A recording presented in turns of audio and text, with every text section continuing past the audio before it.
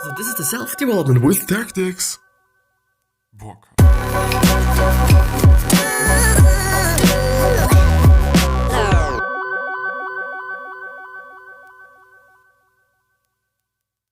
So this one's gonna be about Seth's blog, and which means that we're gonna go through an article or blog post of him, or actually 3 articles or blog posts of him, and they are amazing, and I just really want to go through them. I hope that they're actually really helpful for somebody out there. I hope that they're contributing something to somebody. I really hope. But yeah, I'm gonna see you the next time.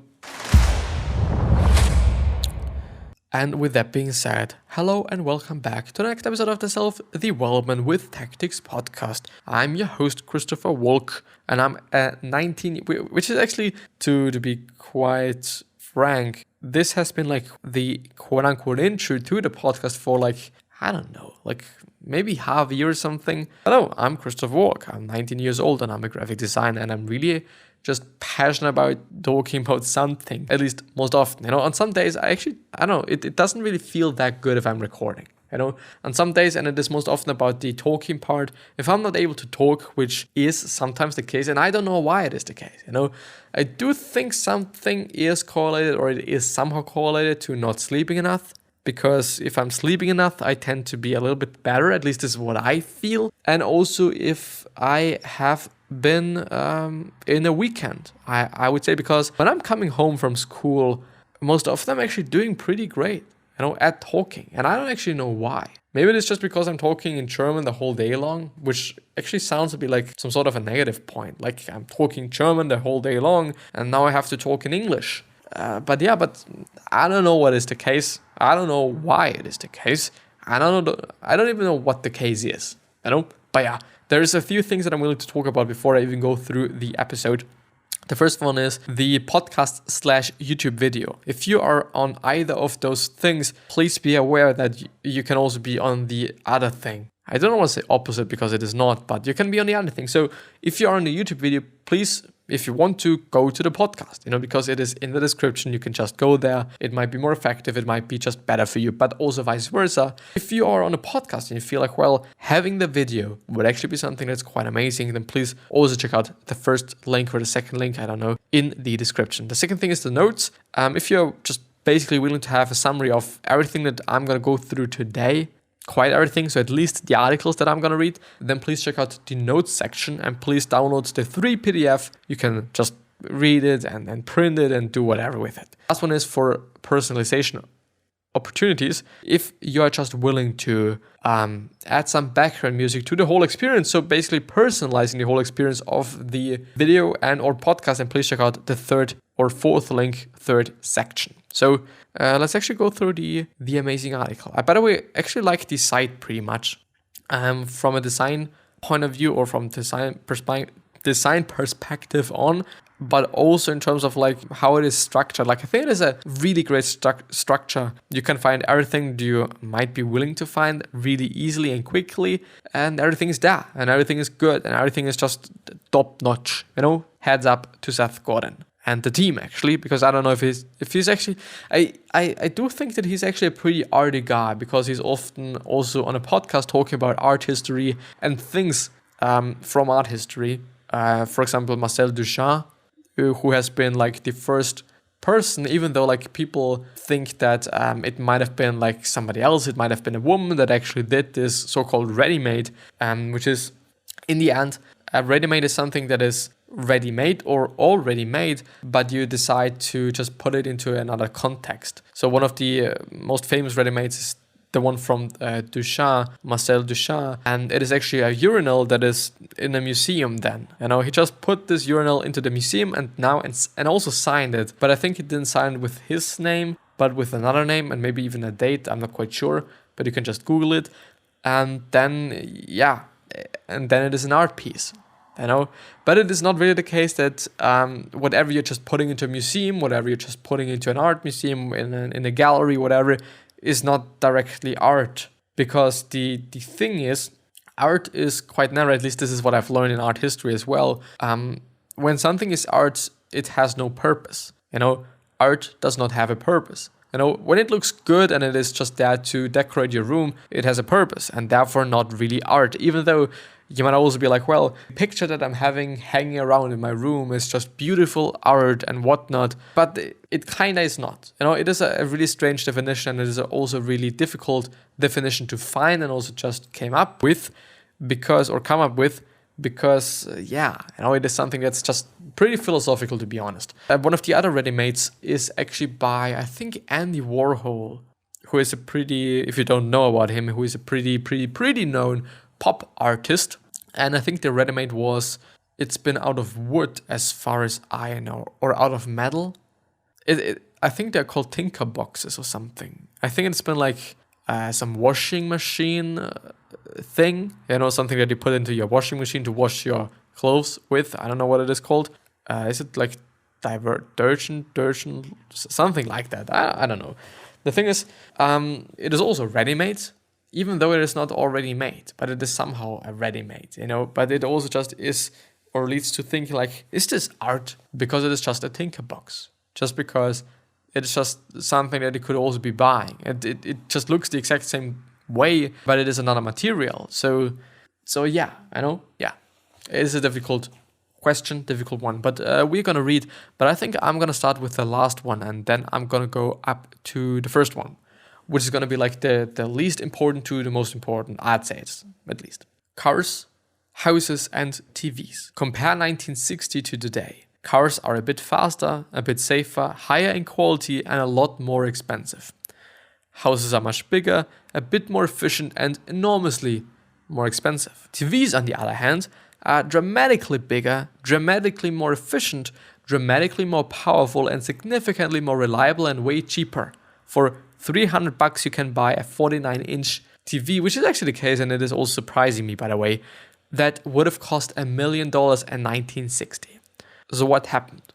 Cars, with the exception of new electric drivetrains, are basically the same thing they were, except designed with computers and assembled by robots. Houses, with the exception of some prefab edge cases, are still assembled by hand on location by skilled workers. And they went up in scale because real estate prices and income inequality went up even more. But TVs, they made a leap.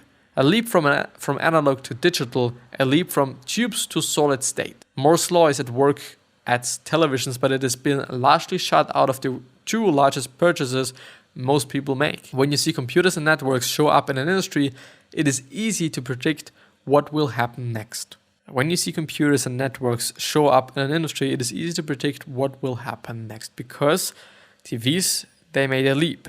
A leap from analog to digital, a leap from tubes to solid state. Moore's law, which basically states that I think every 2 years the computer power, or every year, I never ever know that, the computer power is doubling.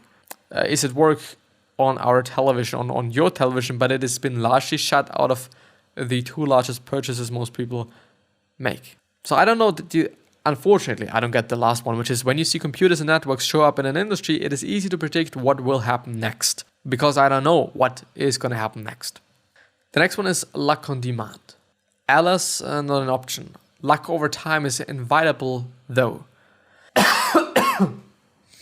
I don't know what Alice is. Used to express grief, pity, or concern. Luck on demand. Alice, not an option. So if you show up with good work and generous action, again and again, sooner or later something that appears to others to be luck will appear. Because luck over time is a symptom of productive contributions. It rarely happens when you need it most. It almost never happens in equal proportion to what feels fair to you or to others. But it happens. The trap is hoping that a short-term focus on luck on demand will pay off instead.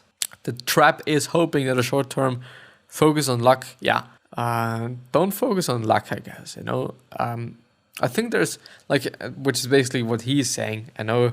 But the thing is, it's quite often, I don't want to say it bothers me, but I can also understand it, but I think it is not like the smartest thing you can be doing. If you are playing the lottery, I don't know if you should actually be expecting to win something. You know, chances are there. Of course, the chances are there. And if you're winning, you'll probably also get quite some money. Even though I'd say if you're just winning $1 million, you are a millionaire, congratulations, but you still gotta have to work, because you're not gonna be able to sustain yourself for endless amounts of time with $1 million, at least at this point in time, in this century. It's just not possible. Of course, in some states or some countries or some whatever, it is working better than in our states or other countries and other whatever.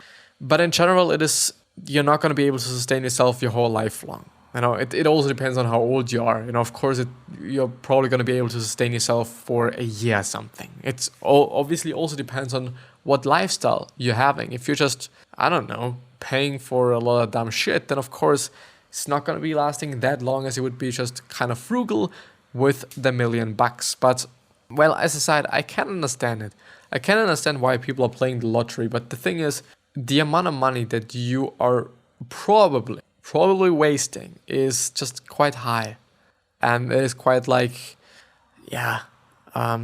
really is quite high. And if you would be actually putting this amount of money into stocks, into great investments, into quote unquote smart investments, then I guess it would actually be paying off way more than playing in the lottery. At least this is what I think. Of course, some people are lucky, and sports betting, maybe this might be a better option for you, because you can predict it. In just regular lottery, it is just a chance that you're able to do something. So yeah, I don't know.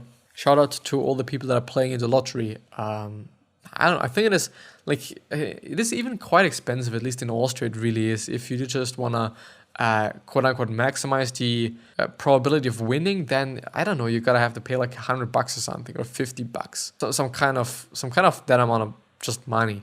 If you're just really playing the lottery, of course, there's also something else like this scratch thing bullshit, where you can also, I don't know, you just take a coin and you scratch off the first layer of this paper thing, and then you know if you've won or not. I don't know what it is called, a ripple maybe, maybe, I don't know. But the thing is yeah, I mean, I've recently been seeing a person, actually, I think he bought, and he didn't really seem to be like a high earner. He seemed to be more or less somebody that is kind of struggling with income.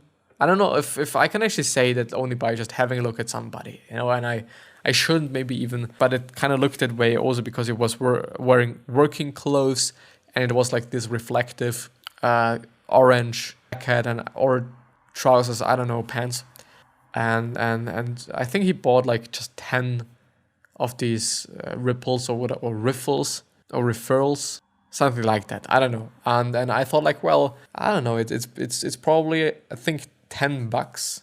And I don't know, but I think you could be doing something that's maybe smarter than with $10.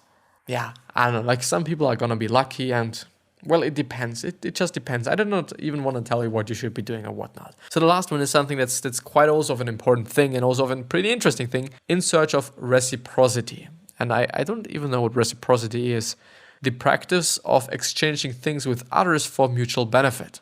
If your posture is to give hoping that you'll earn the moral high ground and thus get something back, you didn't give first. You gave second. You're saying, how can I incur a debt on that I'm going to use to achieve my goals? If the words I and my appear in your reasoning before you get to the work you're hoping to contribute, then your goal is reciprocity. Calling it generosity merely confuses the issue. Well, I'm not quite sure about the last sentence, but in general, I'd say this is completely the truth. You shouldn't be expecting too much. And I do think, and this is actually a conversation that I've had with somebody, if you're thinking about expecting something and being optimistic, I believe it is not the same. I believe you shouldn't be expecting, even though it just has some, it has some connections, I'm not gonna lie, there is something. But if you think about the fact that you shouldn't be expecting something, I think, because if you really expect something to happen and whatnot, then you're just only gonna be harmed, and you're also not gonna be in a really good mood, I guess. But on the other hand, it is also okay, then just don't also be optimistic, because if you really hope and you're optimistic that something is going to happen in the future, and it is not happening, then you're probably also going to be not really in a good mood. But on the other hand, I have to say that optimism and just expecting something to happen is not the same, I guess, because if you expect, you know that it is going to happen, or you assume that it is going to happen. But if you're optimistic, you're just assuming the best. You're just hoping for the best, maybe. But actually it'd be nice to hear some words from somebody, maybe a philosopher on that, what the difference between optimism and expectations are, or expecting something to happen. And there is a difference, there is a difference. There clearly is a difference. But yeah, I think that this is actually, because I don't even want to stretch the whole conversation, also podcast episode there. Therefore, this is going to be the end of the episode. I wish you the best health, happiness, and all success. And I also hope that you're going to remind yourself, and you're going to be remembered, which basically means your legacy, which basically means just being a nice person, then being remembered as a nice person. And 3 other questions that I'm having for you are: why are you here? What are you trying to change? And what is bothering you the most?